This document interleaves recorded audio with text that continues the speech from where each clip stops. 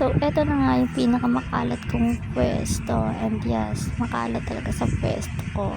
Tingnan mo naman yan, nagkalat yung mga paper na gamit ko, and ayan, samahan nyo kung magligpit habang may oras pa, dahil magbibisa na naman tayo kapag dumating na yung in-order natin na gamit. And ayan, samahan nyo kung maglinis ng aking pwesto. And ayan, sobrang daming papel yan.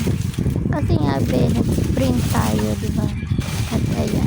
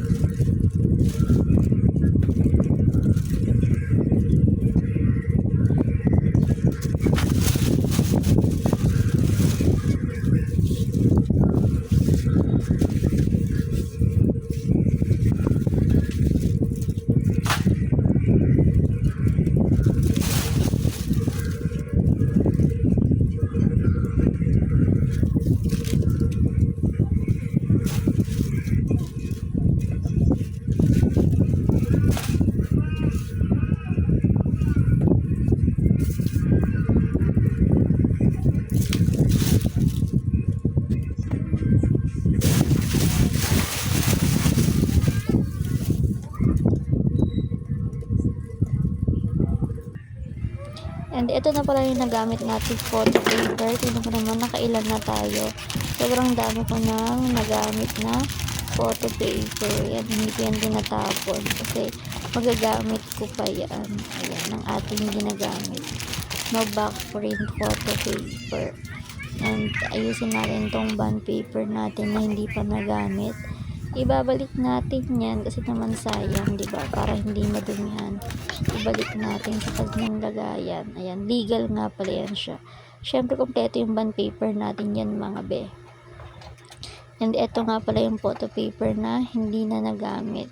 Maliit kasi yung na-print na yan, mali. And ayan, mali, malabo. Kaya ganyan, hindi na natin nagamit. Pero hindi ko yan tinatapon. Ewan ko, feeling ko magagamit ko pa siya kaya hindi ko tinatapon. And ayan, unti na lang yung A4 natin. Ang pinakamadami ay ang long or legal na bond paper. And ito nga pala yung na-print natin na Teacher's Day tag. And ayan, bago lang pala yan ang ating pangkat, kararating ng kahapon. Tingnan mo naman na wala agad yung ticket na sa sa mat na gamit natin. At ayan, isa-isahin natin tanggalin yan. Buti na lang madami tayong nagawa.